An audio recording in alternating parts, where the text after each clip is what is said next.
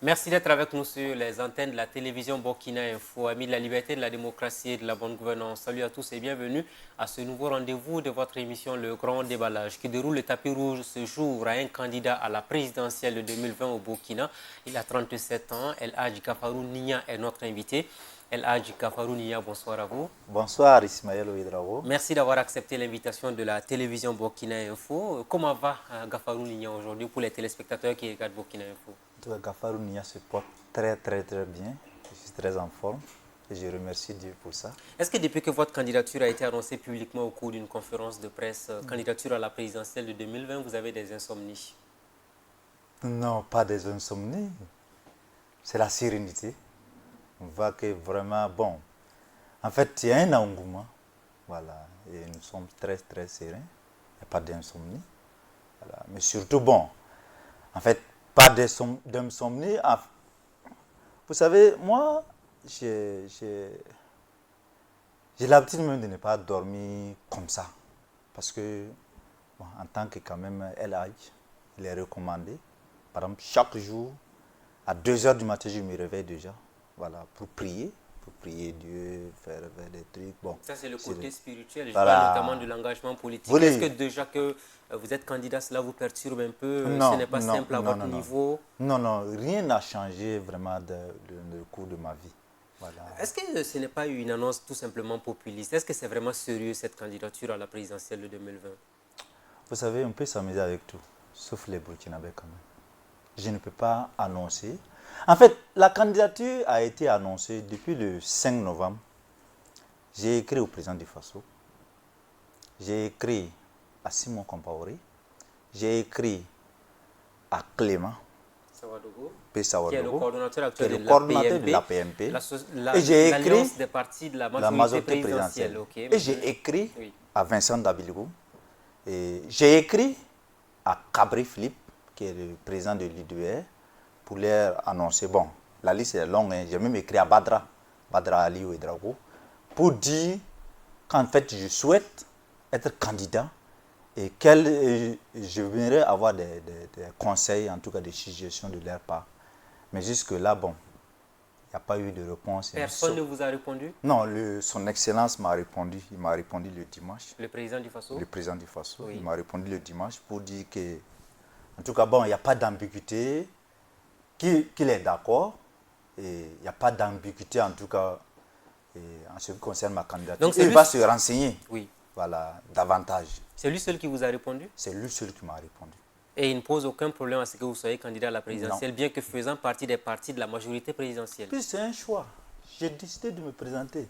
En fait, depuis, si vous voyez le NTD, le président du NTD, il voulait que je fusionne mon parti à son parti pour être le premier vice-président du NTD. Et moi, j'ai dit non. C'est depuis 2017. Moi, je lui ai dit non. En fait, je n'ai pas fusionné parce que j'ai des ambitions pour 2020. Et même à Badra, Ali Badra Ouedraogo, je lui ai dit, lors des sorties de décembre 2018, je pense, 18. Voilà, qu'il serait candidat en 2020. Donc, c'est quelque chose qui a été réfléchi. Bon, Badra a dit que non, lui, 2020, là, bon, lui vise 2025. Celle-là, je dis non. Moi, vous êtes déjà prêt pour 2020. Voilà. Alors, en envoyant les lettres à toutes ces personnes, c'était quoi l'objectif? Non, vous savez... Parce que vous êtes déjà dans une grande coalition pour soutenir l'actuel pouvoir politique. Et vous dites, il faut que je les informe parce que moi, je suis en train de partir de cette coalition. Non, il faut rectifier. En 2015, notre parti, le Front Progressiste, a soutenu la candidature du président Roch-Marc Christian Kaboré.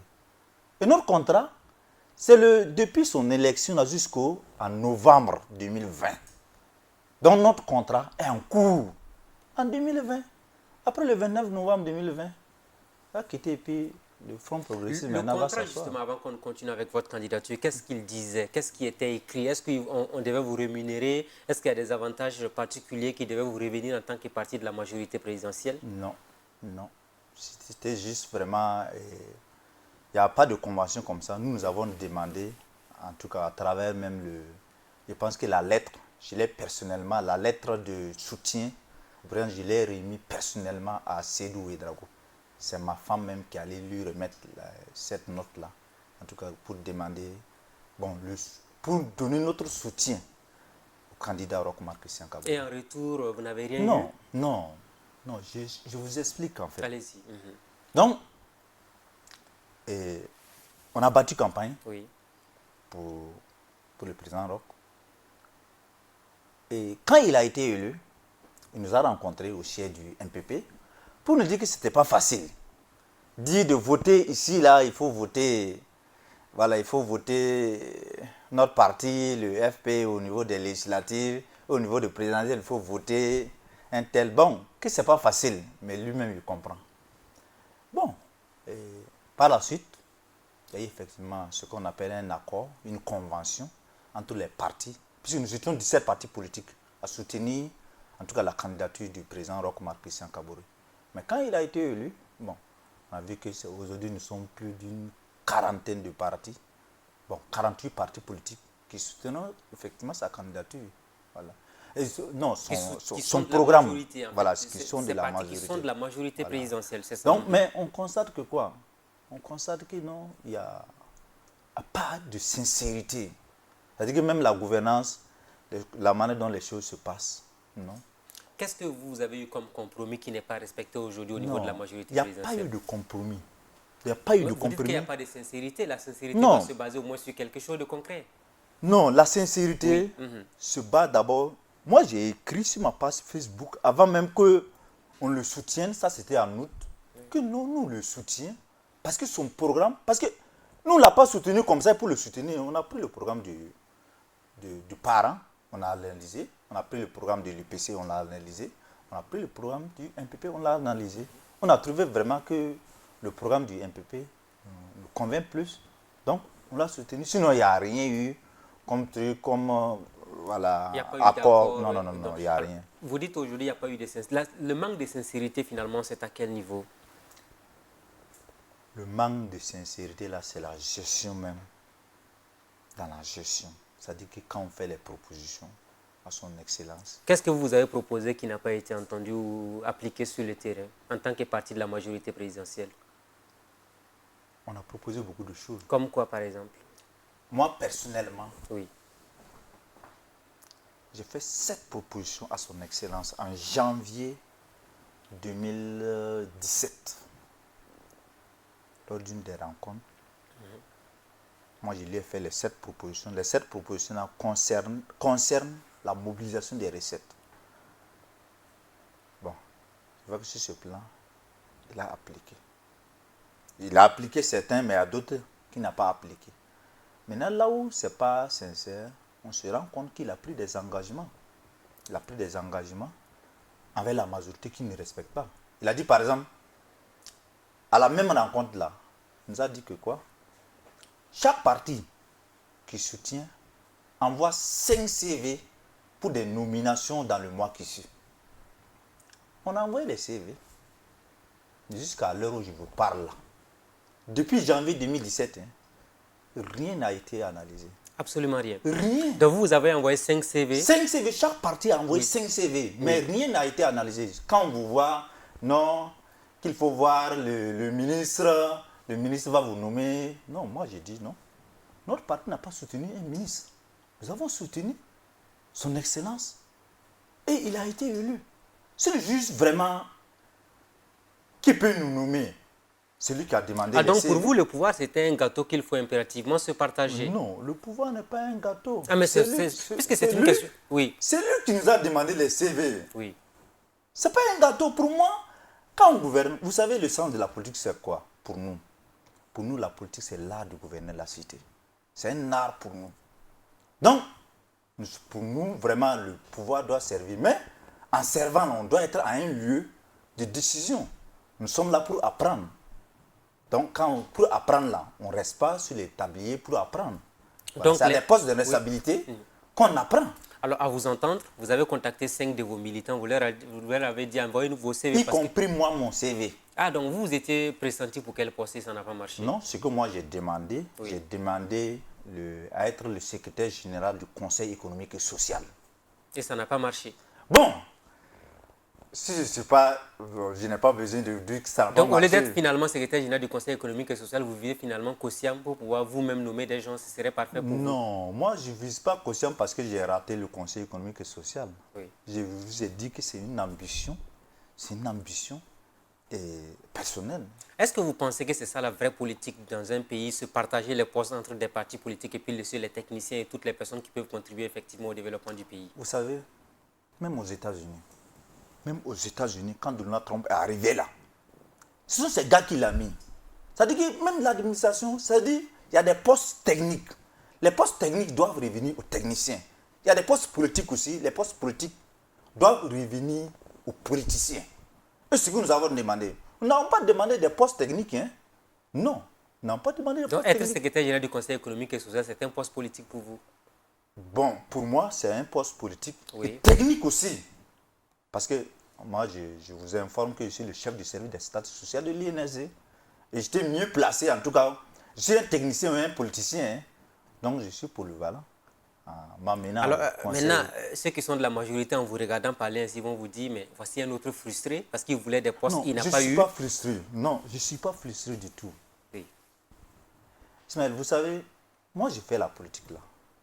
C'est parce que, en fait, j'aime la chose politique. Sinon, ce n'est pas une frustration. Sinon, moi, je n'en veux rien même à un ministre. Oui, parce que, vu mes consultations, en tant que démographe quand même, j'ai des consultations, j'ai des trucs à gauche, à droite. Et moi, je me dis même, si on me nomme même aujourd'hui un DG ou bien un ministre là, ça va vraiment empiéter même sur mes activités de consultation. Mais malgré tout, vous avez voulu être quand même secrétaire général du Conseil économique et social. Oui, mais attendez, quand on est là, on a le pouvoir. Il faut qu'on se mette à des postes où on peut quand même conseiller. Donc en fait, pour vous, il faut profiter du pouvoir. Non, ce n'est pas un profit. Ce n'est pas un profit. Il faut gérer le pouvoir. A-t-on besoin d'avoir un poste de responsabilité pour aider le pouvoir à se mettre en place ou à faire des actions positives pour les populations? Moi, Ismaël, moi j'ai aidé ce pouvoir-là et je n'ai pas de Vous avez mis combien dans la campagne du président Roch Kabore? Non.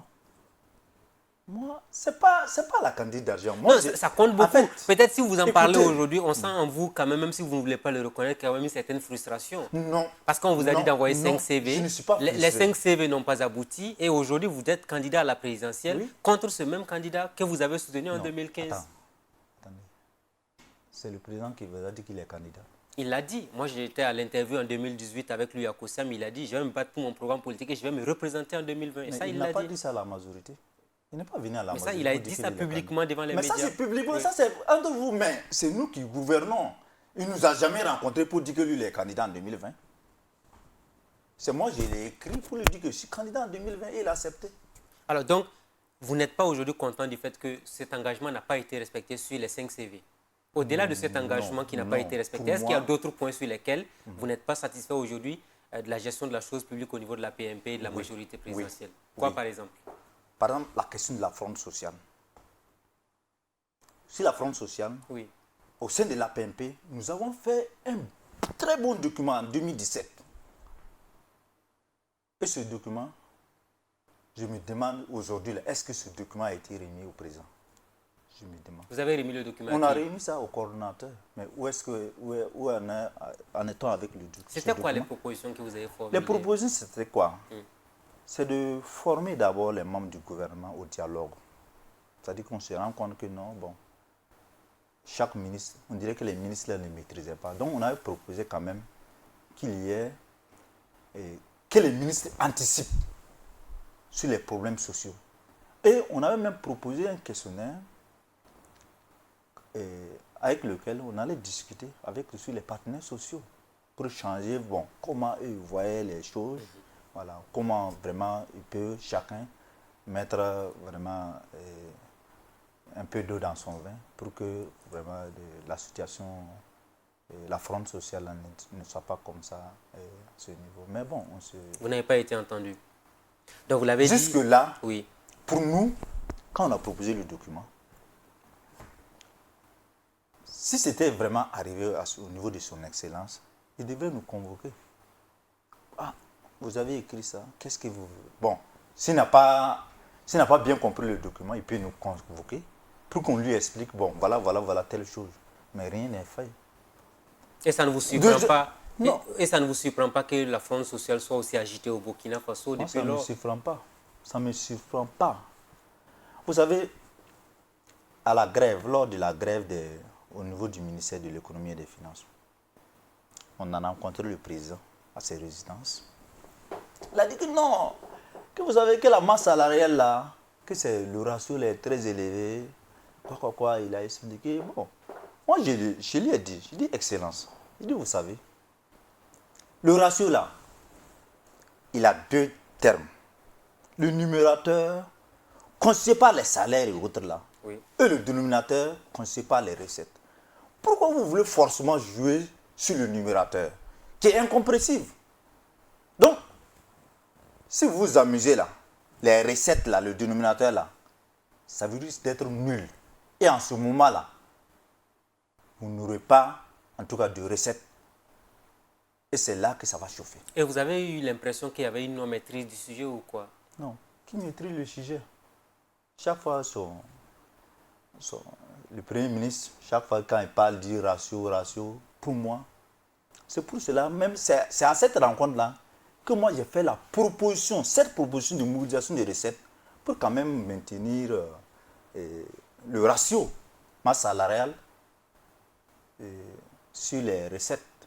Voilà. Et après, il y a eu la grève des financiers, vous vous êtes dit... Non, je dis c'est lors de la grève. Et c'est pendant la grève. Pendant la grève, vous n'avez pas été encore une fois de plus écouté. Pendant la grève, oui. Regardez ce que j'ai fait. Moi, j'ai écrit une note. J'ai demandé à voir tous les syndicats. Bon. En tant que qui? En tant que président du Front progressiste, en tant que parti de la majorité, j'ai écrit au RG en son temps, oui. Et le RG qui est à la douane, c'est lui qui a assuré en fait la présence du Mathias Kadiogo. Ouais, le secrétaire général du Sénat. Effectivement, cette demande, c'était vraiment pour que nous changions sur l'issue de la grève. Et ça, moi, j'ai même fait une copie. J'ai donné une copie au DRH Minifid en son temps. Et j'ai même donné une copie aussi à l'APMP. Voilà, le camarade Zabré. Voilà, je lui ai donné une copie aussi. Voilà. Mais moi, je me suis rendu compte. J'ai même écrit, en ce moment, j'ai écrit à beaucoup de gens. Voilà, comme Simon, par exemple, je l'ai écrit pour donner quand même mon point de vue sur la situation. Mais j'ai remarqué... Personne ne vous répond. Personne ne me répond. Et à un moment donné, vous vous êtes dit, la PMP, finalement, c'est une coquille vide qui n'apporte absolument rien à la gouvernance du pays? Bon, dire que c'est une coquille vide, c'est trop dit. Parce que, bon... Ah, vous écoutez, rien ne marche, en fait. On vous fait des propositions, mais vous faites des propositions qui ne tiennent pas la route. Quand je dis c'est une coquille vide, là, c'est qu'il n'y a pas de proposition à l'intérieur. Et quand il n'y a pas de proposition, on se rend compte que c'est... Vous savez, aujourd'hui, les partis politiques, là, ne valent rien au Burkina. Ah oui? Ce sont des gens qui sont là, juste les présidents de parti. Tu vas avoir un président de parti, il est seul dans son parti.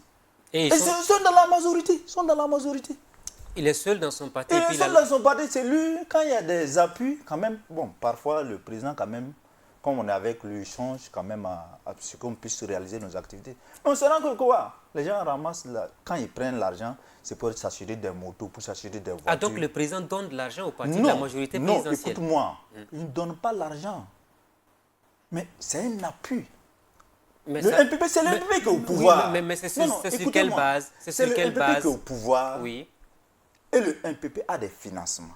Donc, quand le MPP gagne les financements, les subventions, quand même, ils sont à ceux aussi qui l'ont aidé à être au pouvoir. Sinon, le donc président... vous aussi, vous en avez reçu? J'en ai reçu. Vous avez reçu combien depuis que vous êtes la majorité? Bon, ça, c'est... Je ne veux pas quand même... Ah, vous voulez être président du Fossé, vous n'êtes pas capable de dire à la population ce que vous avez reçu comme soutien de la part du MPP? Donc, vous ne serez pas un homme transparent pour diriger le Burkina? Non, c'est pas... En fait, je peux vous dire exactement ce que nous avons reçu. Nous avons reçu une première fois 2 millions une deuxième fois, non, et une dernière fois, 1,5 million. Donc depuis lors, ça fait 3,5 millions que Ça vous fait avez... 3,5 millions Que vous nous avez avons justifié ce que vous avez reçu? Non, L'argent c'est qu'on vous notre donne... allié, c'est Oui, notre mais est-ce que allié vous- MPP qui nous donne. Oui. Donc, dans le cadre des Donc activités là, Oui. dans le cadre des activités, de la réalisation des activités des différents partis politiques alliés au MPP.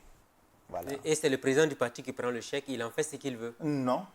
Oui, c'est le... Bon, non, c'est pas un chèque. C'est pas un chèque. On vous donne ça en espèces. Oui, on nous donne en Pour ne espèces. pas laisser de traces sans doute. Hein. Non, il y a des traces. C'est comme si, je dis, nous sommes avec le MPP. Oui, Et c'est la subvention là. Oui. C'est-à-dire que c'est comme une subvention Mais est-ce que aussi. vous savez que la subvention de l'État doit être justifiée? Non. C'est eux qui justifient. À vous, vous n'avez pas à justifier auprès du MPP. Ce que nous avons à justifier là, Oui. c'est la réalisation des activités sur le terrain. On ne vous demande pas de dire combien vous avez mis ici ou là, tout simplement, on vous donne de l'argent, faites-en ce que vous voulez, c'est ça? Non, en fait. Ils disent de réaliser les activités, mais ils ne peuvent pas aller sur le terrain pour dire, voilà ce qui se passe. Moi, ce que j'ai proposé, Oui. moi j'ai proposé que la subvention, là, au lieu de donner l'argent aux différents partis, là, bon, je précise que c'est la subvention qu'on accorde au MPP. C'est pas quoi que ce soit. Donc moi, j'avais proposé quand même qu'il y ait un fonds.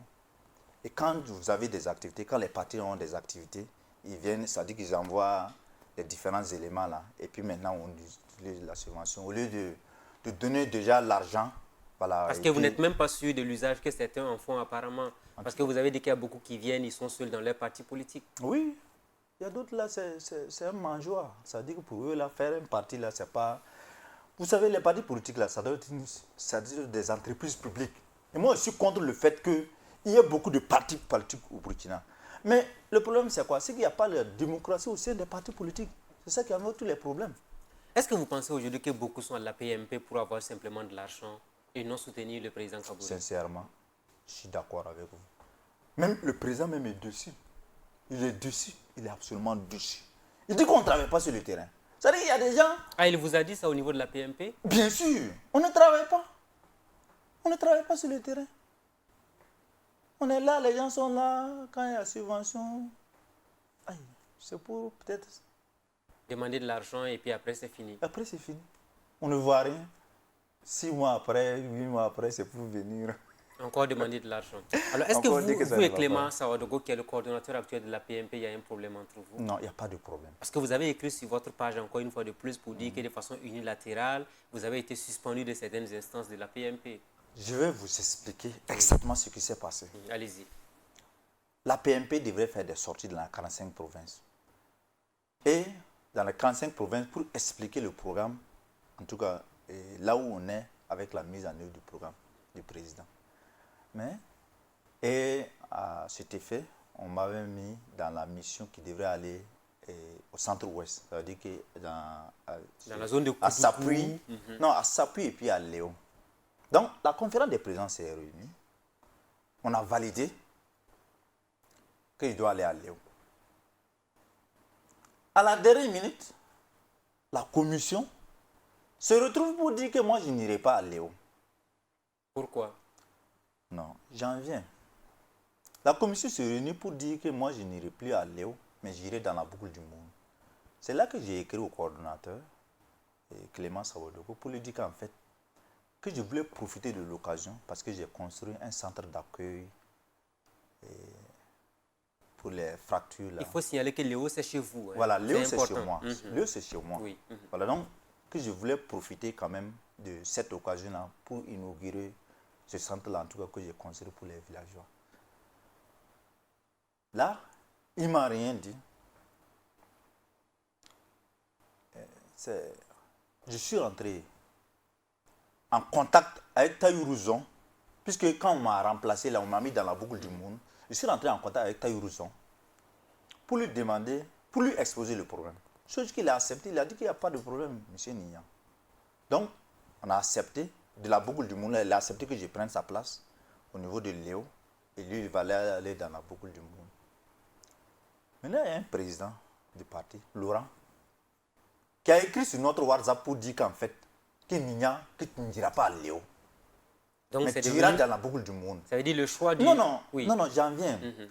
Je dirais que j'irai dans la boucle du monde. Et le camarade Clément Sawadogo m'a dit que non, que formidable. C'est ça qui m'a énervé. Je vous ai expliqué ce que je vais aller faire à Léo. Le camarade Laurent vous écrit et vous vous dites que non, que formidable. C'est là, je dis non. Je dis merci de votre réaction. Je compris maintenant que non, qu'en fait, notre alliance là, c'est pas pour soutenir, en tout cas le programme de son excellence, mais c'est pour détruire nos petits partis qu'on a constitués. Donc pour vous, c'est une occasion pour faire en sorte qu'on ne puisse pas donner de la visibilité à votre parti politique. Bien sûr. Si on refuse, je n'ai pas Mais pris l'argent. est-ce que vous étiez obligé de coller la sortie de la PMP à l'inauguration de ce centre que vous avez réalisé? Non, je ne suis pas obligé, mais pour moi, c'est une occasion. C'est une occasion quand même. C'est nous qui dirigeons. Nous sommes dans l'APMP, c'est l'APMP qui dirige. C'est vrai que ce n'est pas l'APMP qui a construit le centre, mais c'est moi qui j'ai construit le Donc centre. vous avez voulu profiter de la PMP. Voilà, je voulais profiter juste. On allait faire notre exposé, notre programme, et après on allait c'est à 15 km de Léo, à Ourou, dans le village de Ourou, à 15 km de Léo. On allait juste faire un tour là-bas pour inaugurer ça.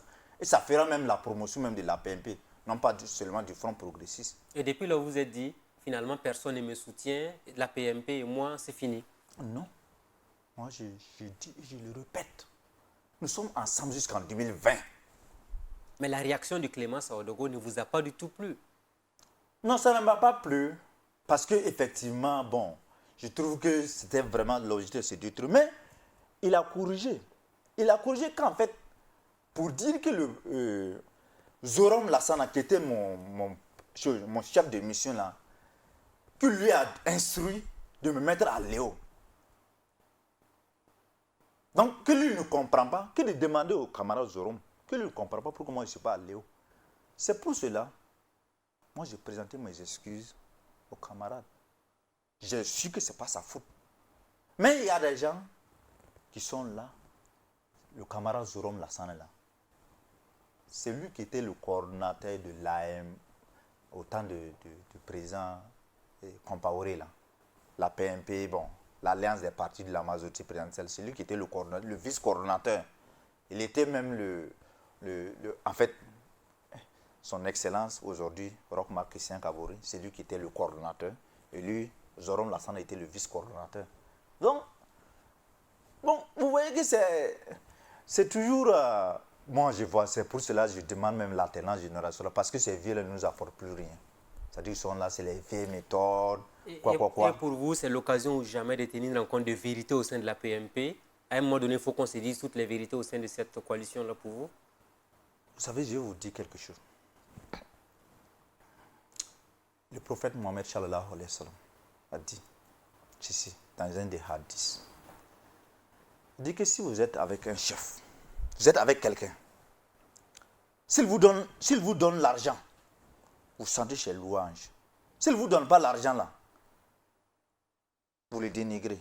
Que le jour de la résurrection là, vous n'aurez pas l'honneur du paradis.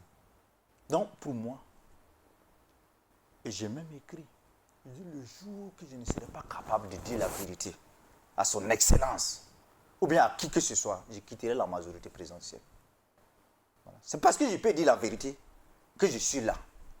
Le jour que je me sentirai incapable de dire la vérité là, c'est ce jour-là que je vais claquer la porte à la majorité présidentielle. Alors, on a l'impression que ce qui s'est passé entre la boucle du Monde et puis Léo, ça va laisser des traces, en tout cas dans votre collaboration avec les autres partis de la majorité présidentielle. Il y aura certainement entre vous, quand vous allez vous rencontrer, ça ne va pas être aussi si facile que ça. Non, vous savez, le ministre Clément, le coordonnateur de la PMP, il m'a demandé une lettre d'explication. Il m'a écrit une lettre d'explication, je sens même dans ma voiture.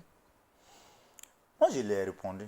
J'ai accusé réception. Il m'a demandé que dans les 72 heures, il faut produire une lettre d'explication. Moi, je lui ai répondu. J'ai dit sur le plan politique, là, oui, il n'y a pas d'ordre hiérarchique entre vous, lui et moi. Mais, par contre, je viendrai m'expliquer devant la conférence des présidents. Voilà. Donc, je suis prêt. Je suis prêt aujourd'hui à m'expliquer devant la conférence des présidents. Mais pas au camarade Clément, au coordonnateur. Donc, vous n'allez pas le faire, vous n'allez pas vous expliquer devant lui seul. Il n'en est pas question. Non, il n'y a pas... Moi, je suis moi, c'est avec les Simons, c'est pas avec... c'est Simon Donc vous discutez entre présidents. Hein, on peut discuter entre présidents de parti, mais pas avec une vice-coordinateur. C'est vrai que c'est lui qui est le coordonnateur, mais je n'ai pas d'explication à lui donner. Est-ce que vous pensez aujourd'hui que si l'actuelle gouvernance ne supporte pas bien la PMP, il est pour beaucoup? Ou du moins les partis qui sont dans cette coalition-là, ils sont pour beaucoup? Bon, vous savez, il y a eu toujours des propositions au sein de la PMP. Mais on constate que les propositions ne vont pas loin. On se demande, est-ce que vraiment le président reçoit nos trucs? Sinon, quand même, la PMP, en tout cas, chaque fois qu'il y a un sujet, bon, des fois on se réunit. C'est vrai que parfois quand on se réunit, on fait des trucs, mais bon. Alors, vous avez déclaré donc que vous serez candidat à la présidentielle de 2020. Est-ce que Clément Sawadou a réagi à cette candidature? Non, il n'a pas réagi. Mais vous savez, ce qui m'a même énervé, ça m'a énervé. Je le dis sincèrement. Quand je l'ai écrit le 5 novembre, en ce moment, il était à Paris. Moi, j'étais à Tunis. Il m'a dit que une fois rentré au pays, il allait me recevoir. Effectivement, quand il est rentré le samedi, c'est le samedi 7 ou bien c'est le samedi 8 novembre, là, il m'a effectivement reçu. Moi, j'avais préparé quand même le recevoir. Donc, je suis allé, on a échangé sur l'appel du président, c'est-à-dire que l'appel du président pour quand même la situation sécuritaire. Donc, moi, j'ai échangé avec lui, j'ai donné vraiment mon point de vue, mes suggestions, en tout cas à faire au président. Voilà, pour ne pas quand même qu'on tombe dans des situations. Voilà, et qu'est-ce qu'il fait?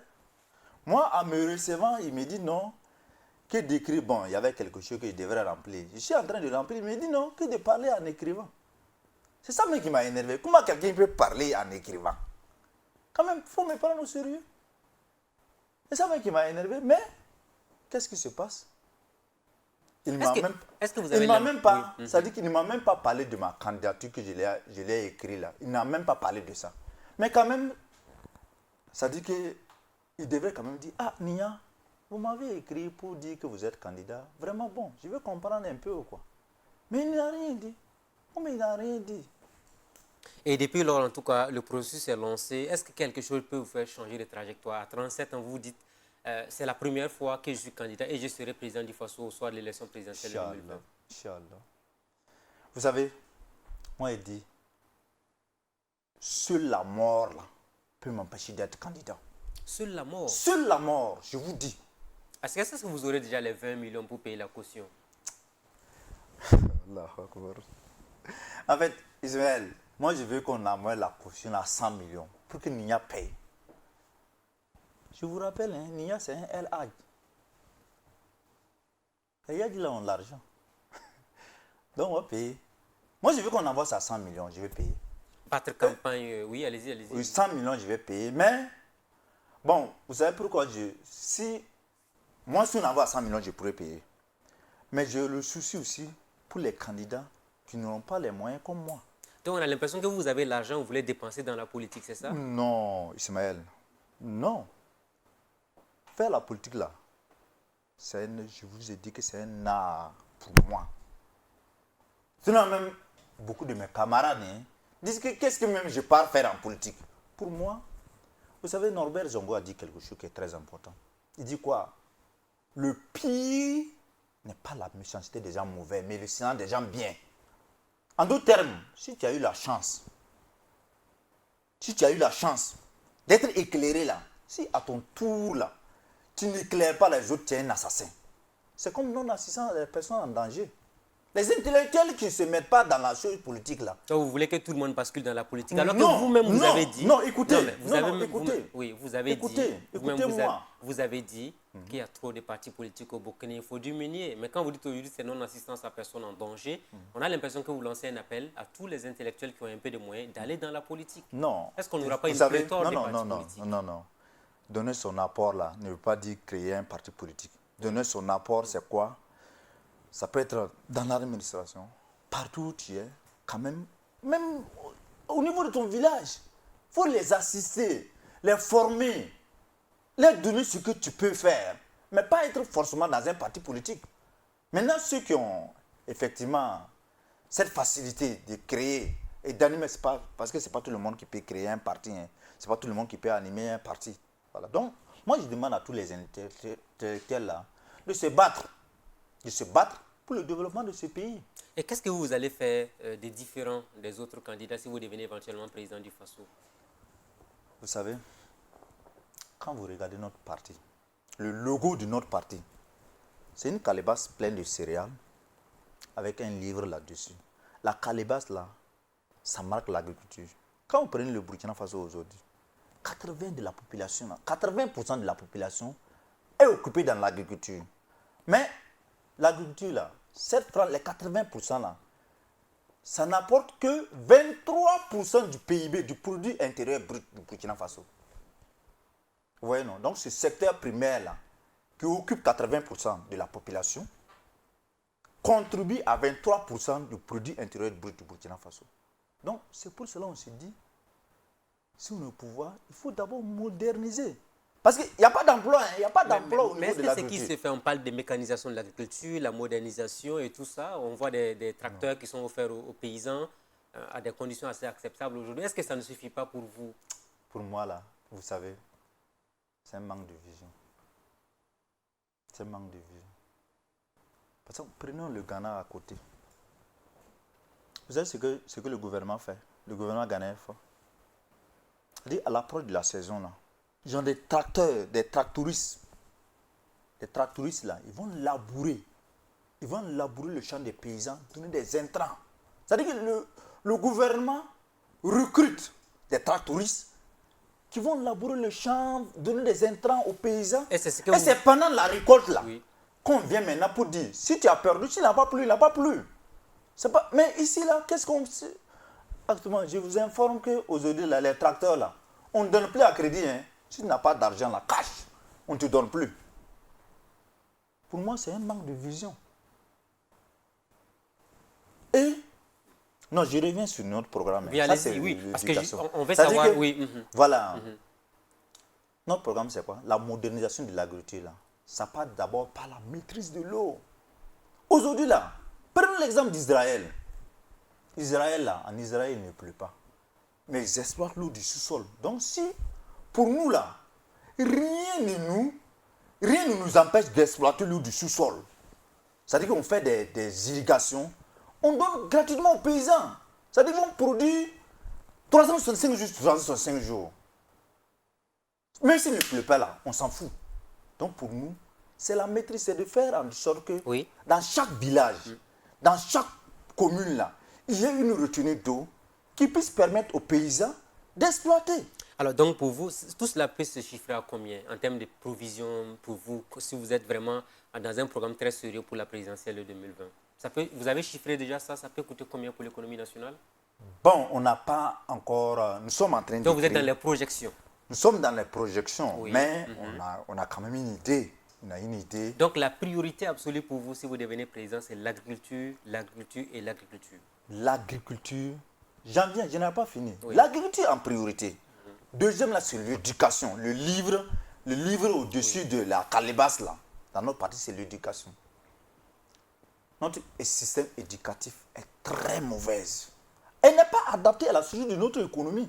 On va former des philosophes, former des littéraires, et former des je ne sais quoi, qui sortent et qui n'apprennent rien. Je prends un petit exemple. L'exemple encore du Ghana. Au Ghana, là, à côté ici, même si on te renvoie à la 6e, là, tu sais faire quelque chose. Mais ici, là, tu sors avec ta maîtrise au Burkina, là, tu ne sais rien faire. Donc, c'est une réforme du système éducatif. Et, qu'est-ce que nous allons faire? Nous allons copier. Bon, pas copier pour copier, hein. Le système SUS. Qu'est-ce que le système SUS fait? À partir de la classe de 3e, là. C'est-à-dire que tous les élèves, là, ils doivent travailler en entreprise. Ils travaillent en entreprise. C'est ce que vous voulez faire ici. Est-ce qu'on a suffisamment d'entreprises? Mais il faut en créer. Ah, vous allez en créer. Il faut en créer. Dans quel domaine, par exemple, particulièrement, vous comptez créer autant d'entreprises pour pouvoir employer tous ces élèves à partir de la classe de 3e? Dans le domaine de l'agriculture. Donc, votre vie, c'est l'agriculture quand vous serez président du FASO. L'agriculture, l'agriculture et l'agriculture. Vous savez pourquoi? Parce que quand tu ne manges pas à ta faim là, tu ne peux plus rien faire. Donc c'est pour cela qu'il faut se baser sur l'agriculture d'abord. Une fois si cette question est résolue là, les autres questions là, non. Mais aujourd'hui là, il n'y a pas d'emploi dans l'agriculture. C'est l'agriculture de subsistance. Le paysan, ce qu'il produit là, c'est juste pour nourrir sa famille. Donc, mais qu'est-ce qui se passe aujourd'hui? On voit que c'est les agro-businessmen. Au lieu d'investir à la transformation de ce qu'on produit là, ceux qui s'accaparent des terres, ils viennent. Est-ce que vous allez récupérer toutes les terres qui ont été prises par ces personnes justement en question? Vous savez, non, la première des choses que nous allons faire, si nous sommes élus là, c'est de ramener quand même, de donner la terre aux paysans qui produisent. Ceux qui ont l'argent là, oui. Ceux qui ont l'argent, ils vont aller au niveau de la transformation pour créer des emplois. Pour que les élèves et les étudiants là, puissent se former dans les entreprises qu'ils vont créer. S'ils ont l'argent, ça veut dire qu'ils peuvent donner aux paysans, ils vont produire suffisamment et ils seront maintenant au niveau de la chaîne de transformation. Et ceux qui ont payé des terres qui n'arrivent pas à exploiter aujourd'hui, est-ce que vous allez les retirer? Vous savez, on ne paye pas la terre. Mais beaucoup ont déjà payé la terre, on ne vous apprend rien sur la question. À combien, Ismaël? On a vu des hectares qu'on a payés souvent à 500 000, à 1 million, à 2 millions auprès des populations locales. Que Dieu les pardonne. Vous savez, chez nous, là, dans la province de la Sicile, là, même dans le Giro, la terre, on n'a pas vendu la terre. Hein. Quand quelqu'un vient là, on dit que nous ne vendons pas. Mais si tu veux exploiter, viens exploiter. Maintenant, après, peut-être il y a d'autres qui achètent une moto, qui vont acheter, donner 500 000. Après, ils partent faire des papiers pour dire que la terre lui appartient. Non. On n'a jamais vendu la terre. Donc, si moi je suis élu là, ils vont nous donner les terres qu'on les a prêtées. On ne les a jamais vendu la terre. Et s'ils ont les papiers, les documents? Quel papier? Quel sale papier? Quel sale papier? C'est quel papier? Et si, donc, oui. Non. Il n'y a pas de... C'est des sales papiers. Vous savez pourquoi? Moi, je ne peux pas être là, je suis nanti, j'ai des milliards, et le pauvre paysan qui est là, je pars m'exproprier les terres. Mais quand même, ils n'ont qu'à avoir pitié de ces paysans. Même au niveau de la promotion immobilière, on a vu des villages entiers qui sont annexés par des promoteurs immobiliers qui arrivent à payer, donc ça crée des problèmes aujourd'hui. Mais vous savez, Ismaël, Allahu Akbar. C'est ça même, c'est la question de lotissement là. Quand je regarde là, moi je suis dans les environs des non-lotis. Quand je regarde là, je vais pleurer. Vous savez, je vais vous dire quelque chose. Quand on prenait le pouvoir en 2015, il y avait 44 agences immobilières. Aujourd'hui, il y a plus de 400 agences immobilières. Plus de 400, je vous dis. Mais qu'est-ce qu'on a fait? Les promesses, on a vu les promesses dans les non-lotis. Si on prend le pouvoir, on va lotir. Si on prend le pouvoir, on va lotir. C'est là même la démission totale de l'État. Et ça, c'est pas bon. Ça, c'est pas bon. La terre appartient d'abord à l'État. On ne peut pas se permettre de donner à des agences immobilières. Je prends un exemple. Donc, vous allez également lutter contre la promotion immobilière au Burkina. Quoi ça? Et ceux qui ont les agréments, les autorisations. C'est pas que je vais lutter, je vais retirer. Je vais retirer. Je dis fort et haut et fort, je vais retirer. Pour donner à chacun. À chacun là, chacun doit avoir un toit. Doit loger décemment. Qui ne mérite pas. Les gens immobiliers, quand même, ils se font de l'argent, des milliards. Vous savez, le social, là, c'est eux qui devaient faire effectivement le social. Mais qu'est-ce qu'ils font? Ils vont aller prendre 1 hectare. C'est-à-dire qu'ils prennent 1 hectare, ils disent aux paysans, ils disent aux gens là, que sur 1 hectare, là, eux vont faire 18 parcelles. Mais attends. 18 parcelles, et sur les 18 parcelles, eux vont enlever 2 parcelles données au propriétaire là, qui lui a donné 1 hectare. Mais attends, prenons 1 hectare, c'est 10 000 mètres carrés. Prends 10 000 mètres carrés, divise par 300 mètres carrés. Ça fait combien de parcelles? Mais comme les gens ne sont pas instruits, ils ne sont pas allés trop loin. Donc vous allez mettre fin à tout ça? Fin. Alors, nous évoluons dans l'émission. Oui. Gafarou Niang, candidat à la présidentielle de 2020 au Burkina Faso. Dites-nous sur le plan sécuritaire, est-ce que vous êtes la solution à l'insécurité actuellement au Burkina? Allahu Akbar. Je suis la solution. Ah oui. Vous savez pourquoi je dis que je suis la solution? Qu'on n'a pas encore fait. Vous savez, par rapport au problème de sécurité, là, son Excellence, au sein même de la PMP, là, nous a demandé de faire une proposition. Comment impliquer la population dans la lutte contre le terrorisme? On a produit un document très très important. Et ça, c'est pas fini. Hein. Je m'informe, en 2017, moi et puis un ami, oui. Un collègue, Nous avons écrit un document de qualité et nous avons remis à l'ANR, l'Agence nationale de renseignement. Nous avons été reçus, quand on est arrivé, on a été reçus par le lieutenant Traoré, qui est là aujourd'hui.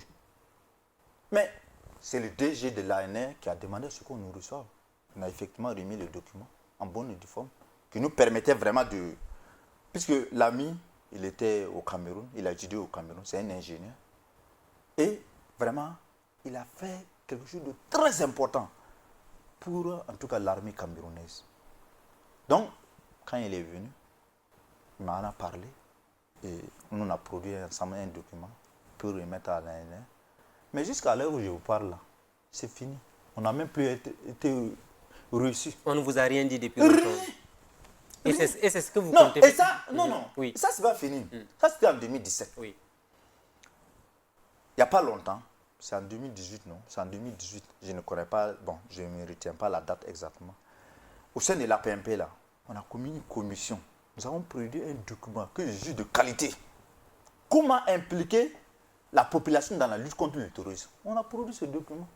Mais jusqu'à l'heure où je vous parle, là, moi, je ne sais même pas où est-ce qu'ils ont mis le document. Président a lancé un appel donc à la mobilisation Non, populaire. ça c'était en 2018 qu'on a produit le document. Je ne sais pas si c'est sur la base de ce document qu'il a lancé son appel.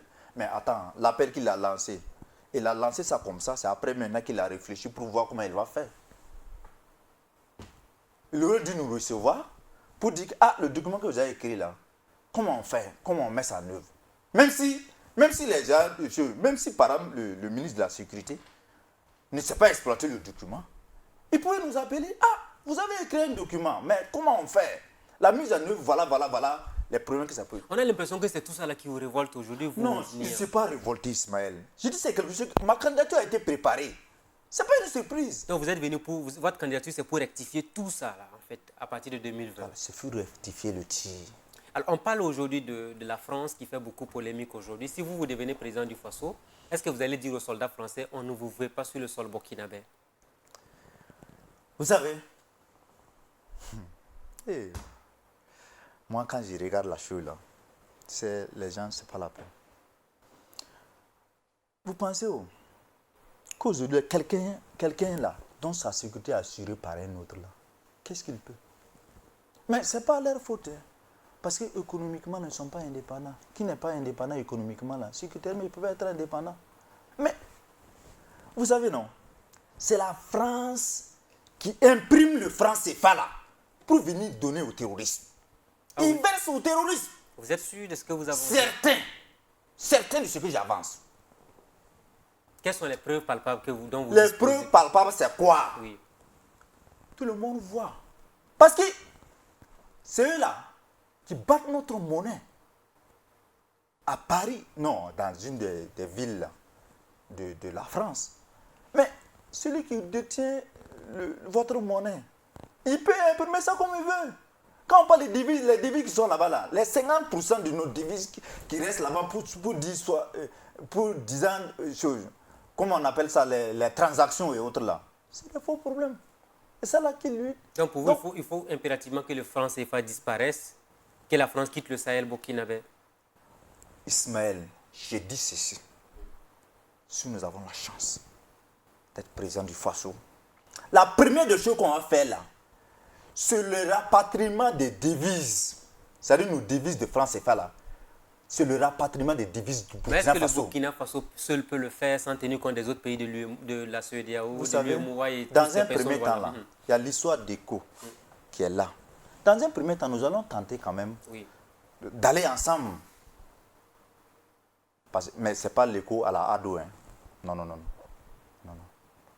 Parce que la dernière fois, là, on a demandé qu'est-ce que veut dire ECO là. Moi, en tout cas, je n'ai vu personne qui a demandé ce que... Donc, si moi j'ai le pouvoir, ce que je veux proposer, c'est d'abord l'UA. L'UA qui veut dire l'Union africaine. Une monnaie qui s'appelle l'UA. Donc, mais si les autres pays vont toujours rester dans les francs CFA, ils n'ont qu'à rester. Nous allons rapatrier nos devises et créer l'UA. Voilà maintenant, oui. Allez-y. Maintenant, le pays qui veut là, il peut adhérer. Mais à la longue, là, c'est de créer cette monnaie-là soit vraiment une monnaie africaine. Alors, on parle de convocation, d'invitation à Pau. Si vous étiez président, est-ce que vous allez vous rendre en France pour une telle rencontre avec le président français Emmanuel Macron? Mais pour ça, là-haut, quand Macron a lancé, moi, j'ai écrit à son Excellence. Je lui ai dit ceci. Convoque les 5 chefs d'État en tant que président du G5 Sahel. Tu les reçois? Non, pardon. Vous les recevez? Pardon, parce que c'est notre président, je ne peux pas dire tu. Voilà. Vous les recevez? Et en tant que président, là, vous allez discuter d'abord entre vous. C'est ce qui s'est passé à Niamey. Bon, je ne sais pas, peut-être qu'il a accepté mon idée. Voilà. Mais ça, c'est depuis. Hein. Voilà. Et à l'issue de ça, là, vous convoquez chaque président, là, convoque ses FDS. Vous allez échanger. Et c'est la position des FDS, là, puisque c'est eux qui sont chargés d'assurer notre sécurité. Et c'est la position des FDS que vous allez communiquer à Macron. Et s'il n'y a pas de lettre officielle, là, vous allez écrire sur Facebook à Macron. C'est ce que vous lui avez proposé. Oui, oui. Voilà qui est suffisamment clair. Et oui. Moi, j'ai dit, le 16 décembre, là, s'il partait là-bas, là, c'était une honte nationale. Il aurait mis la honte au Burkina Faso. Mais Dieu merci, il n'est pas allé. Et la rencontre a été reportée. Et j'ai même suggéré effectivement que cette rencontre soit reportée. Pour qu'on puisse mieux organiser. Voilà, pour qu'on Alors, puisse voilà mieux qui est clair. organiser. Je voudrais vous entendre sur un dossier, c'est la question judiciaire. Salifou Nebié, ça fait 5 ans qu'il a été assassiné. Lors de son enterrement, vous étiez l'un des jeunes qui a eu à prendre la parole. Oui. Vous avez même fait des confidences. 5 ans après, on n'a toujours pas de justice. Vous avez l'impression que le dossier a été enterré? Vous savez, Dieu merci. Le jour que je disais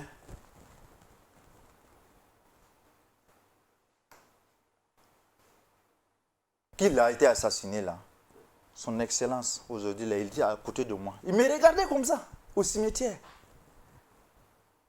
Mais c'était le jour de ma fierté. Le plus grand jour de ma fierté, c'était ça. C'est-à-dire que mon objectif là, c'était de dire la vérité avant que Salif Nebié ne soit enterré. Et ce jour-là, si vraiment on me butait là, cela est une grande joie pour moi. Parce que pour moi, là, je suis fatigué. Il vous avait fait des confidences avant? Nous avons fait des confidences. Et la justice burkinabé m'a reçu. Moi, je lui ai expliqué. D'abord, la section recherche là, ils m'ont reçu. Moi, j'ai expliqué tout. Après, le juge qui est décédé après là, lui aussi m'a reçu. Moi, j'ai tout expliqué. Mais je ne sais pas. Vous savez, maintenant, ce qui est marrant, là, on dit non, que c'est devenu politique. Les gens disent que non, ils ont mis le petit frère de Salif Nebié à la tête de la mairie de Léo. C'est pour récompenser vraiment l'assassinat. Mais c'est marrant. Est-ce que vous avez espoir qu'on ait la justice sur la mort de Salif Nebié un jour? La justice. La vérité ou bien la justice? Enfin, vérité et justice? Non, vérité là, c'est elle là. Parce que moi, j'ai expliqué comment il a été tué à la justice. La justice burkinabé fait sortir. Moi, j'ai expliqué comment elle est. Donc, la vérité est là. Ils ont la vérité. Mais moi, je suis déçu. C'est à cause de lui-même. C'est grâce à lui qu'aujourd'hui, là, son Excellence est au pouvoir. C'est lui qui a été capable de dire non à la modification de l'article 37. Pour qu'aujourd'hui, ces autorités. Mais je suis déçu. Ça dit faire justice pour Salif Diallo, là. Salif Nebié. Non, Salif Nebié, pardon, s'il vous plaît. C'est vraiment, pour moi, en tout cas son Excellence, ça devrait être le minimum pour lui. Parce que quand même, quoi qu'on dise là, il a été quand même un acteur. Du changement au Burkina. Du changement. Gafarou Nigna, merci à vous. Merci. Candidat à la présidentielle de 2020. En tout cas, on espère vous recevoir une autre fois. Hein. Ce n'est que le début d'un processus parce que 2020, c'est encore dans presque une année pour l'élection présidentielle. Oui. Je vous dis merci d'avoir accepté l'invitation de Burkina Info. Merci beaucoup, Ismaël. Amis de la liberté, de la démocratie et de la bonne gouvernance, merci à tous et à chacun. Ainsi prend fin le rendez-vous de ce jour. Très bonne suite de programmes à tous et à toutes. Rendez-vous la semaine prochaine avec un nouvel invité. Bonsoir chez vous.